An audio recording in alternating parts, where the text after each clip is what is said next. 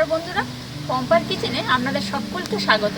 শীতের সময় আমরা প্রায় সব সময় বাড়িতে পিঠে বানিয়ে থাকি, তাই আজকের আমি আপনাদের সাথে শেয়ার করব একটা পিঠের রেসিপি। আজকের বানাবো পোয়া পিঠে। এই পোয়া পিঠে যেমন বানানো খুব সহজ, তেমনই সময় লাগে খুবই কম, আর এর টেস্ট হয় অসাধারণ। তাহলে চলুন শুরু করা যাক আজকের রেসিপি। পোয়া পিঠে বানানোর জন্য দেখুন, এখানে নিয়েছি ময়দা, নিয়েছি চিনি আর নিয়েছি সুজি। পোয়া পিঠে অনেকে বলেন যে খুব একটা ভালো হয় না, উঠতে চায় না, লেগে যায় করার গায়ে। আজকের আমি আপনাদেরকে একটা মাপ বলে দিচ্ছি, এইভাবে মাপ নিয়ে করলে সমস্ত পোয়া পিঠেগুলো দারুণভাবে ফুলবে আর কড়া থেকে খুব ভালোভাবে উঠে আসবে।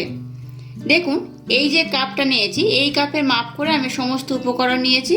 এই কাপের মাপ করে নিয়েছি হাফ কাপ চিনি, নিয়েছি হাফ কাপ সুজি আর নিয়েছি 1 কাপ ময়দা। এই মাপটা আপনারা যে পাত্রে নেন না কেন এইভাবে মাপটা নেবেন, তাহলে পোয়া পিঠেগুলো খুব সুন্দর হবে। এবার একটা আমি কাঁচের পাত্র নিয়ে নিয়েছি, এর মধ্যে দিয়ে দিলাম ময়দা, দিয়ে দিলাম সুজি আর দিয়ে দিলাম চিনিটা। এবার সমস্ত উপকরণ খুব ভালোভাবে এইভাবে আমি মিশিয়ে নেব।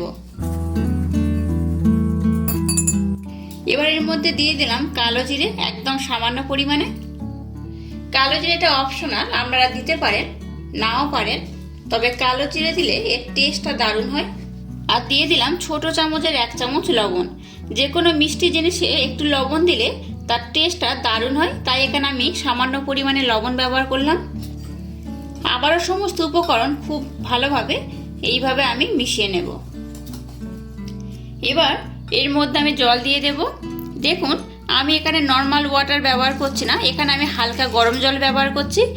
এখানে চেষ্টা করবেন একটু গরম জল ব্যবহার করার, তাহলে কিন্তু এই পোয়া পিঠেটা দারুণ হয়। এখানে আমি উষম হালকা গরম জল ব্যবহার করছি, তবে ঠান্ডা জল ব্যবহার করলে কোনো সমস্যা নেই। গরম জলটা ব্যবহার করলে পোয়া পিঠেটা খুব সুন্দর হয়। এইভাবে একেবারে অনেকটা জল না দিয়ে অল্প অল্প জল দিতে হবে, আর ব্যাটারটা এইভাবে মিক্সড করতে হবে। আমি ব্যাটারটা মিক্সড করে আপনাদেরকে দেখাচ্ছি ব্যাটারটা কেমন হবে। দেখুন, ব্যাটারটা আমি একটু পাতলা রেখেছি, কারণ আমি যেহেতু সুজি ব্যবহার করেছি, তাই সুজিটা বেশ অনেকটা জল অ্যাবজর্ব করে নেয়, তাই আমি একটু মিশ্রণটা পাতলা করেছি। এবার এই মিশ্রণটা 15 থেকে 20 মিনিট আমি রেস্টে রেখে দেব। দেখুন, 20 থেকে 25 মিনিট পর আমি ফিরে এসেছি। এবার দেখুন ব্যাটারটা কেমন ঘনত্ব হয়েছে। প্রথমে আপনারা দেখেছেন ব্যাটারটা অনেকটা পাতলা ছিল, এখন দেখুন আগের থেকে অনেকটা ঘন হয়ে গেছে, কারণ যেহেতু এখানে আমি সুজি ব্যবহার করেছি, সুজি অনেকটা জল অ্যাবজর্ব করে নিয়েছে। পোয়া পিঠে বানানোর জন্য ব্যাটারটা এমনটাই হওয়া দরকার। দেখুন, খুব পাতলাও নয় আর খুব ঘনও নয়। পোয়া পিঠে বানানোর জন্য ব্যাটারটা আমার একদম রেডি হয়ে গেছে। এবার গ্যাসটা জ্বেলে দিয়ে একটা কড়াইতে তেল দিয়ে আমি কড়াটা বসিয়ে দিয়েছি। প্রথমে তেলটাকে আমি খুব ভালোভাবে গরম করে নেব। আর দেখুন, এই তেলের সাথে আমি এই চামচটা বা হাতা বলতে পারেন, এটাকেও আমি গরম করে নেব। দেখুন, তেলটা খুব ভালোভাবে গরম করে নিয়েছি, আর তার সাথে এই চামচটাও আমি খুব ভালোভাবে গরম করে নিয়েছি। সমান করে মাপ করার জন্য আমি এই চামচটা ব্যবহার করব। এখানে যে পোয়া পিঠেগুলো বানাবো আমি এইভাবে চামচের মধ্যে দিয়ে দেব। এইভাবে একটু নাড়াবেন, দেখবেন চামচ থেকে অটোমেটিক এই পোয়া পিঠেগুলো বার হয়ে আসবে, আর সবগুলো একদম সমান মাপেই হবে। প্রথমে তেলটাকে গরম করে নিয়ে গ্যাসের ফ্লেমটাকে একদম লো করে দিতে হবে। দেখুন, এটা চামচের মধ্যে কত সুন্দর গোল হয়ে ফুলে উঠেছে। এইভাবে কন্টিনিউ তেলের মধ্যে নাড়তে থাকবেন, দেখবেন এটা খুব ভালোভাবে ছেড়ে উঠে যাবে। দেখলেন তো কত সহজে এটা উঠে গেল, আর কত সুন্দর হয়েছে। দেখুন, একদম গোল গোল বলের মতো হয়ে গেছে। এইভাবে যদি একটা চামচের মাধ্যমে এগুলো বানান, তাহলে কিন্তু প্রত্যেকটা পোয়া পিঠে একই রকম শেপ হবে, আর এরকম বলের মতো গোল গোল হয়ে ফুলে যাবে। এটাকে একটু লাল লাল করে আমি ভেজে নেব।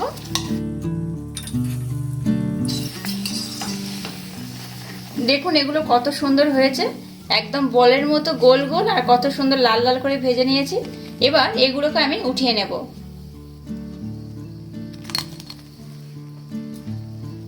দেখুন আবার চামচটাকে আমি তেলের মধ্যে দিয়ে দিয়েছি, আবারও আমি চামচটা নিয়ে নিলাম, এর মধ্যে ব্যাটারটা দিয়ে দিলাম। ব্যাটারটা দেওয়ার পর এটাকে আবারও আমি তেলের মধ্যে এইভাবে দিয়ে দেব। কন্টিনিউ এইভাবে একটু নাড়তে থাকবেন, দেখবেন প্রত্যেকটা পোয়া পিঠে খুব সুন্দরভাবে ফুলবে।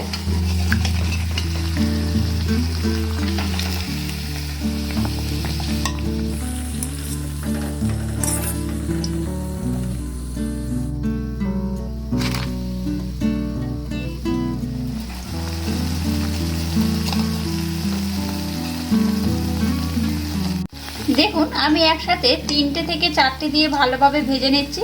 আপনাদের কড়াতে যতগুলো ধরবে ঠিক ততগুলো দিয়ে আপনারা ভাজতে পারেন।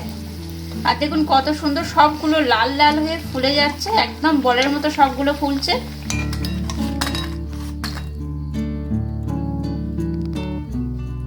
দেখলেন তো কত সহজে আর কত কম সময়ে এই পোয়া পিঠেগুলো আমি বানিয়ে ফেললাম। এগুলো দেখতে কত সুন্দর, দেখুন এগুলো দেখতে যেমন সুন্দর, এগুলোর টেস্ট তেমন অসাধারণ। বাড়িতে অবশ্যই একবার হলেও আমার মতো করে ট্রাই করবেন।